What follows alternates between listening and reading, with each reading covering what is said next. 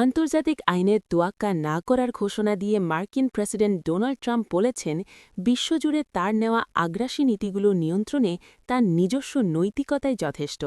ভেনেজুয়েলার president Nicolas মাদুরোকে আটকের পর সৃষ্ট উত্তেজনার মধ্যেই এমন মন্তব্য করলেন তিনি। নিউ ইয়র্ক টাইমসকে দেওয়া এক সাক্ষাৎকারে ট্রাম্প বলেন, আমার আন্তর্জাতিক আইনের প্রয়োজন নেই। আমি মানুষকে আঘাত করতে চাই না।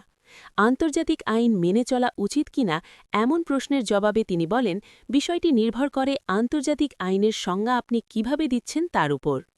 ট্রাম্প তার পররাষ্ট্রনীতি বাস্তবায়নে কঠোর সামরিক শক্তি ব্যবহারের ইঙ্গিত দিয়েছেন। ভেনেজুয়েলার এই ঘটনার পর ট্রাম্পের আক্রমণাত্মক মনোভাব আরও বেড়েছে।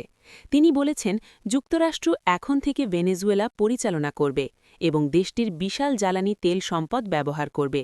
যদিও তার প্রশাসন ভেনেজুয়েলার অন্তর্বর্তী প্রেসিডেন্ট ডেলসি রদ্রিগেসকে সহযোগিতার আশ্বাস দিয়েছে। তবে গত রোববার মার্কিন সাময়িকী আটলান্টিকে দেওয়া এক সাক্ষাৎকারে ট্রাম্প হুঁশিয়ারি দিয়ে বলেছেন, যুক্তরাষ্ট্রের পরিকল্পনা মতো না চললে রদ্রিগেসকেও মাদুরোর চেয়ে বড় মূল্য দিতে হতে পারে।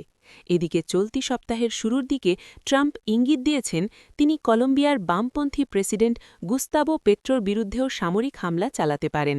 পাশাপাশি ডেনমার্কের স্বায়ত্তশাসিত অঞ্চল গ্রিনল্যান্ড দখলের তৎপরতাও জোরদার করেছেন ট্রাম্প। এর আগে গত জুন মাসে ইরানের ৩টি প্রধান পারমাণবিক কেন্দ্রে বোমা হামলার নির্দেশ দিয়ে সরাসরি যুদ্ধে জড়িয়েছিলেন তিনি। বিশেষজ্ঞরা সতর্ক করে বলছেন, আন্তর্জাতিক আইনের প্রতি এই অবজ্ঞা বিশ্বজুড়ে ভয়াবহ বিপর্যয় ডেকে আনতে পারে। ম্যানচেস্টার বিশ্ববিদ্যালয়ের আন্তর্জাতিক আইনের অধ্যাপক ইয়াসরা সুইদি আল জাজিরাকে বলেন, এটি অত্যন্ত বিপজ্জনক সংকেত। এর ফলে চীন বা রাশিয়ার মতো দেশগুলো তাইওয়ান বা ইউক্রেনের ক্ষেত্রে একই পথ অনুসরণ করতে উৎসাহিত হতে পারে।